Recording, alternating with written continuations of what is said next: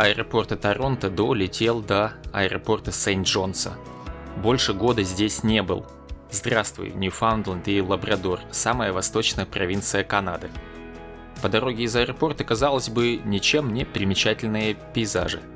Но постойте, эстакада, под которой мы проехали, это начало трансконтинентального шоссе Канады, пересекающего всю страну от моря до моря. Правда, часть пути придется плыть на пароме, мы же на острове. А вдалеке, на горизонте, виден сигнальный холм, который я посещал год назад. И то видео стало самым популярным на канале. Посмотрите, если еще не. В прошлый раз я был в Сент-Джонсе в конце июня. В этот раз я здесь в середине октября. Осенние виды Ньюфаундленда. Я удивился, что еще есть золотая и красная листва на деревьях. Я думал, что все время дующие сильные ветра срывают все почисто до голых ветвей. Но, видимо, местные деревья такие же стойкие, как и местные жители. С погодой повезло. Половину времени во время моей поездки солнце, что удивительно для этого времени года. Очередная поездка по работе. Был в университете Мемориал, который хорошо укомплектован современным научным оборудованием, которое я и обслуживаю. Паркую арендованную машину на университетской парковке. И на пути, с удивлением, обнаруживаю мотоцикл. Отважный ездит кто-то. В местном климате мотоциклистам за погодой надо следить так же тщательно, как в авиации, чтобы в грозу или шквальный ветер не попасть. Тут даже машины покупают размером с микроавтобус. Такие не сдувает. Нам по этим длинным переходам в новый корпус, архитектор которого, очевидно, вдохновлялся айсбергами. Ну и скелет кита, под которым каждый день ходил на работу, напоминает, что киты и айсберги – местная замануха для туристов. А это замануха для меня. Оборудование на миллионы долларов. Вечером после работы уже темно. Решил съездить на сигнальный холм и посмотреть, что там ночью делается.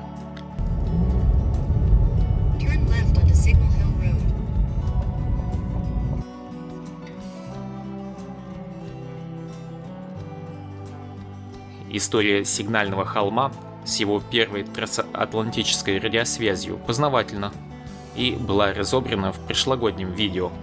Сегодня меня интересует вопрос, что же здесь делать, когда темно и музей закрыт.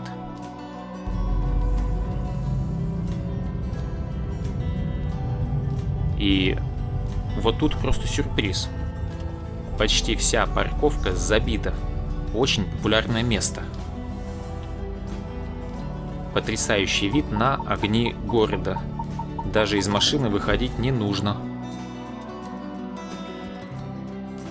Ну а если все же рискнете выйти, то ждите ветра. На фотографиях из-за подсветки башня выглядит игрушечной. Так же, как и орудия.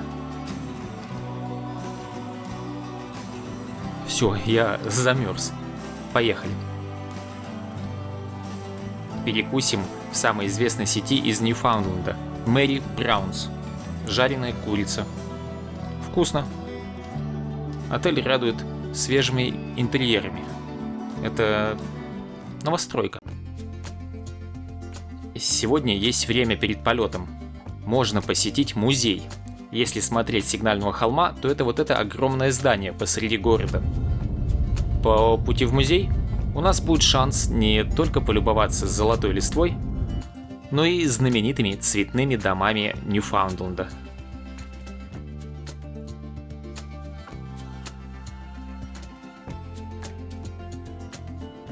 С улиц музей также виден.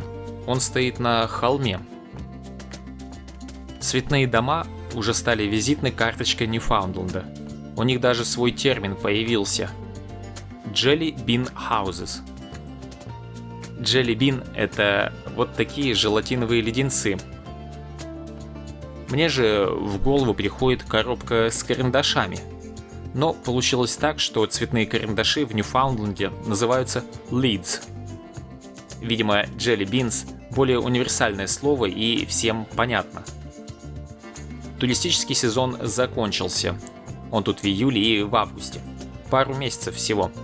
Поэтому на дорогах часто попадаются ремонты перед наступлением зимы. Потом уже будут ремонты после зимы. В общем, вы меня поняли. Приезжайте сюда летом. Решил посмотреть, сколько стоят такие цветные дома. Им более 100 лет, но находятся в центре города, поэтому и цены 800 тысяч. Но это за 3 этажа и 8 спален.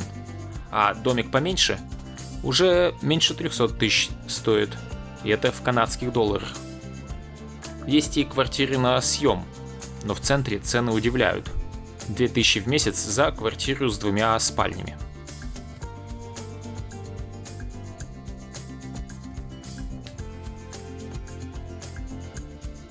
The fact that there is a crisis in housing right now and inflationary spending, which doubled rent costs. Во всем виноват Чубайс. Turn right onto Bonaventure Avenue, then turn left onto Fort Townsend. Тем временем мы уже приехали.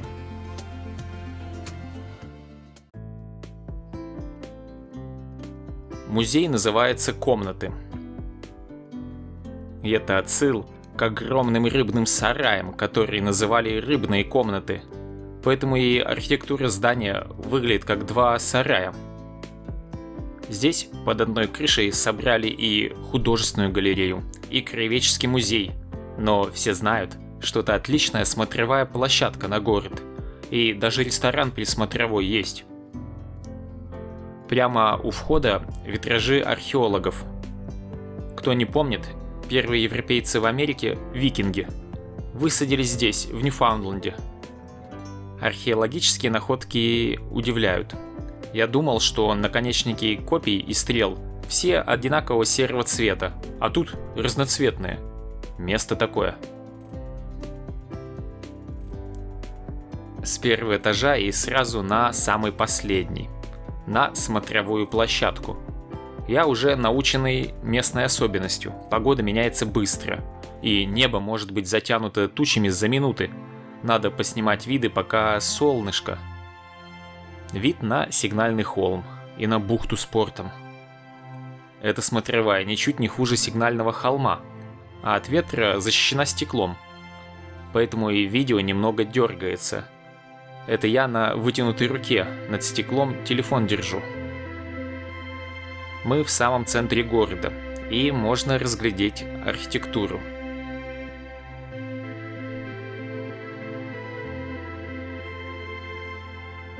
Вот и подсказка про здание. Хорошее место, рекомендую. Можно долго торчать на балконе и разглядывать детали. Стекло помогает от ветра и совсем не холодно. Говоря про детали, конечно, Сигнальный холм стоит особого внимания. Эта скала при входе в гавань служит монументом, которому, между прочим, 500 миллионов лет. Тем же Гималаям, например, меньше 50 миллионов лет. Сигнальный холм – национальное историческое место Канады. Вокруг всего холма проложены тропы, но будьте осторожны, несмотря на несложность маршрута, периодически здесь, увы, гибнут люди, сорвавшись со скалы. Как пишут в сводках, молодые мужчины. В этом году в августе один погиб.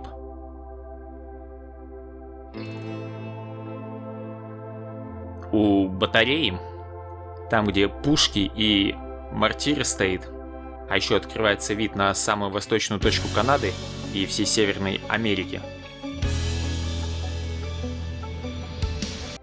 Одна из самых крутых секций тропы. Башня Кабота. Несмотря на внешний вид, напоминающий древний замок, такой маленький древний замок, этой башне всего-то 120 лет. Цветные деревянные дома, что мы видели по дороге сюда, и то старше. Там же на Сигнальном холме геологический музей. Очень советую. Сигнальный холм прикрывает бухту, оставляя только узкий проход для кораблей. Идеальное место для обустройства порта. Поэтому и город здесь основали. Северная Атлантика – один из самых суровых регионов для плавания. Парочка судов возвращается в порт, который вовсю используется и в современное время. В порту уже пришвартован их товарищ, тоже красненький, а рядом дымит дизелем танкер. Мы в центре города, и отсюда можно поразглядывать архитектуру зданий. Для защиты от чаек на многих зданиях установлены вертушки, которые пускают солнечные зайчики. А еще нашел искусственных ястребов. Как живые на таком ветрище-то.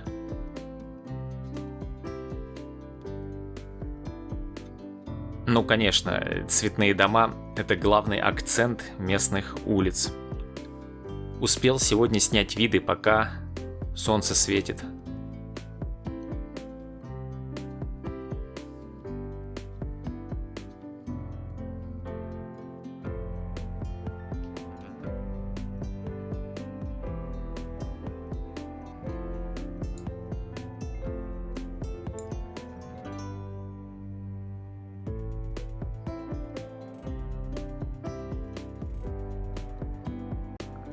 Итак, со смотровой площадки на верхнем этаже пройдемся по комнатам музея.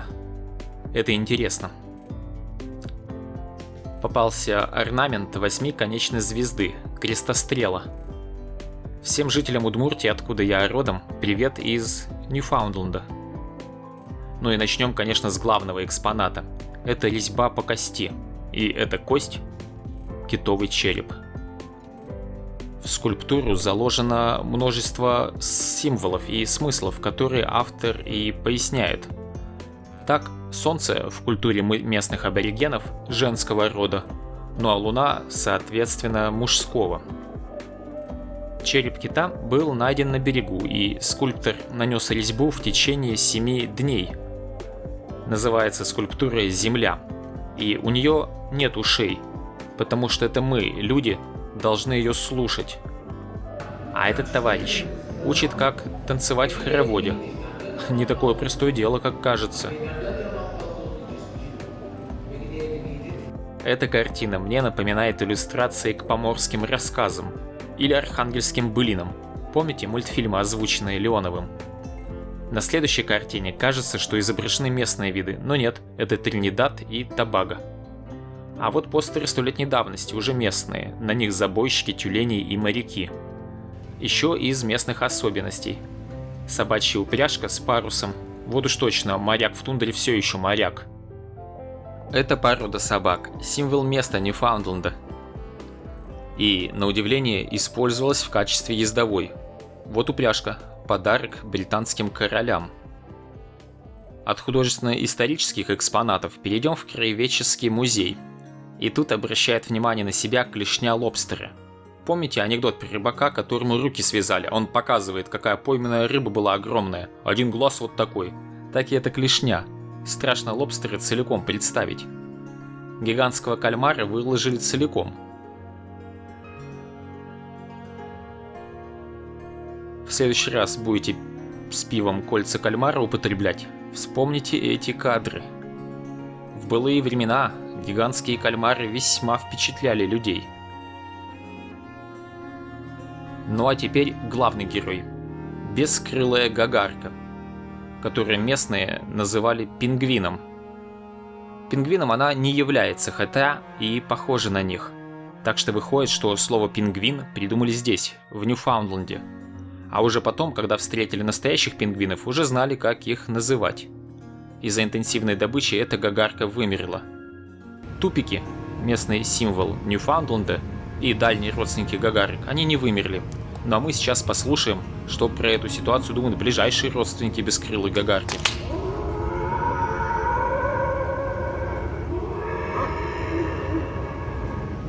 Да, согласен. Еще одному товарищу повезло выжить, хотя добыча велась неистово. Речь, конечно, о китах. Их жир бочками вывозили в заполненных трюмах. Но вовремя опомнились. Потихоньку популяция китов восстанавливается. Наземная фауна представлена северными оленями, медведями и различными грызунами. В музее отличный таксидермист. Очень качественно все исполнено.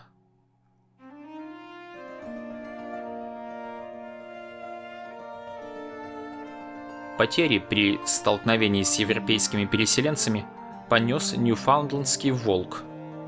Поселенцы опасались за сохранность своего домашнего скота и устроили отстрел волка. Также довольно быстро сократили популяцию диких оленей, и волк вымер уже в 20 веке. Канадцы завезли на остров лося, наверное, в качестве компенсации, и теперь стада лосей носятся по пространствам всего Ньюфаундленда. Жаль, что времени на посещение этого музея было мало. Буду в следующий раз в Сент-Джонсе, обязательно еще загляну. Я не успел поесть в их ресторане, который имеет такие же виды, как и смотровая площадка, а потом поспорить в отзывах, как там еда, вкусно или не очень. Тут срабатывают стереотипы, что в туристических местах еда так себе. Хотя самого вкусного лобстера я ел в ресторане CN Tower, главной туристической достопримечательности Торонто. В музее можно будет повнимательнее повчитываться в сюжеты местной истории, где за цветными фасадами зданий обнаруживаются абсолютно мрачные истории. Так, одно из зданий было достроено в тот момент, когда 2 экспедиции охотников на тюленей попали в беду. Один корабль пропал бесследно. Из второй экспедиции мало кто вернулся, большинство замерзли на льдинах. Более 200 погибших. Достроенное здание по воле этого случая стало памятником этой трагедии. Сейчас мы проезжаем почти через весь город. И цветные домики есть и в новой застройке. В городе принят цветовой код. Есть и современные многоквартирные дома. И вот что удивляет, так это парковки. Открытые парковки на улицах. Видимо, сложно вгрызаться вглубь для постройки подземных паркингов. Там ведь не песок с землей, а скала. Отель Holiday Inn, где я обычно останавливаюсь. Но в этот раз я предпочел другой, что ближе к аэропорту. Он новее. Опять видим эстакаду трансконтинентального шоссе Канады. Мы едем в аэропорт. Здание ресторана рядом с отелем в форме рыбного сарая. Это мы уже знаем. Отмечаем, что 18 октября температура была плюс 7 градусов, а бензин по $1.70. Цветовой код города касается и пешеходных переходов. Уже заезжая на парковку аэропорта, я вспомнил, что так и не прошел процедуру Screech-In. Придется наверстывать уже в аэропорту.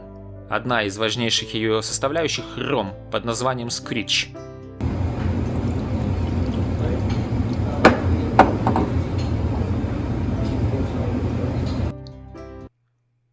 We'll scrape her and we'll scrub her with holy stone and sand, for there blows some cold nor'westers on the banks of Newfoundland. Мое действие не прошло незамеченным. Несмотря на то, что небо затянуто тучами, среди облаков вдруг засияла радуга. Как бы говоря, засчитано. Теперь ты свой.